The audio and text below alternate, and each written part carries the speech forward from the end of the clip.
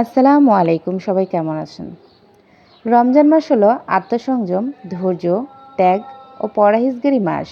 এই মাসে আমরা আমাদের ইন্দ্রিয়গুলোকে নিয়ন্ত্রণ করতে শিখি, দানশীলতা ও সহানুভূতির মাধ্যমে আমাদের সাহায্য করার চেষ্টা করি। আশা করি এই পবিত্র মাস আমাদের সকলের জন্য আধ্যাত্মিক উন্নতি ও আল্লাহর নৈকট্য লাভের সুযোগ করে দেবে।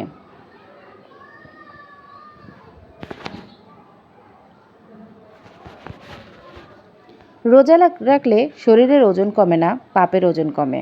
আলহামদুলিল্লাহ। পাতা ঝরার উত্তম মাস হলো বসন্তকাল, আর পাপ ঝরার উত্তম মাস হলো রমজান মাস। আলহামদুলিল্লাহ।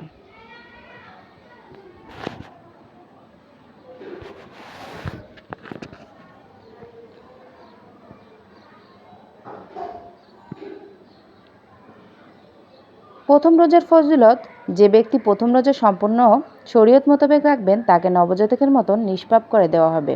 সুবহানাল্লাহ। রমজানে 4টি ভুল এড়িয়ে চলুন। একটা, রেগে থাকা। সারাদিন ঘুমিয়ে কাটান। আমরা অনেকেই সারাদিন ঘুমিয়ে কাটাই, যে রোজা আসরের টাইমে উঠে যাই আমরা, এরকম করি যে সারাদিন ঘুমিয়ে হয়তো বা রোজা ঠিক হবে, কিন্তু এই কাজটা করা যাবে না। নামাজ না পড়ে রোজা রাখা। সারাদিন রোজা রাখতেছি ঠিকই, কিন্তু নামাজ পড়তেছি না, আসলে এটা একদমই করা যাবে না, অবশ্যই নামাজ পড়তে হবে। খারাপ ভাষা ব্যবহার করা। অনেকেই আছি আমরা রোজা রেখেও মুখের মধ্যে অশ্লীল ভাষাগুলো চলতেই থাকে, কিন্তু এগুলো মোটেও করা যাবে না। আল্লাহ সবাইকে বোঝার তৌফিক দান করুক, আমিন। বছর ঘুরে রহমত, মাগফিরাত আর নাজাতের সওগাত নিয়ে আবারও এসেছে পবিত্র মাহে রমজান। শুরু হলো সংযম সাধনার মাস।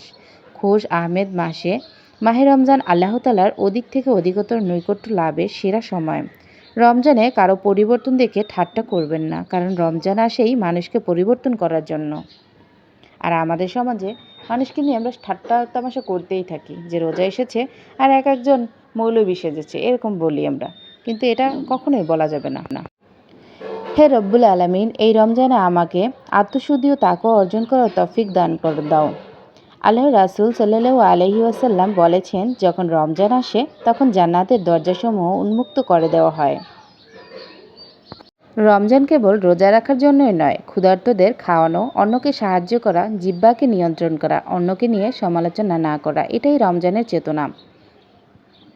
রমজান মাস শুরু হলে জান্নাতের দরজা খুলে দেওয়া হয়, জাহান্নামের দরজা বন্ধ হয়ে যায় এবং শয়তানদের বেঁধে ফেলা হয়। রমজান মুবারক আজানেরই পূর্ণ আমি তুমি হতে চাই যে ধনবাই, সেই ধনের বিনিময়ে পাবো রোজাদারের পুরস্কার রাইয়ান। রাইয়ান কি আপনারা জানেন? জান্নাতের যে দরজা সেটাকে বলে রাইয়ান। তো আমরা অনেকে এই রাইয়ান নামটা রাখি অনেক বাচ্চাদের।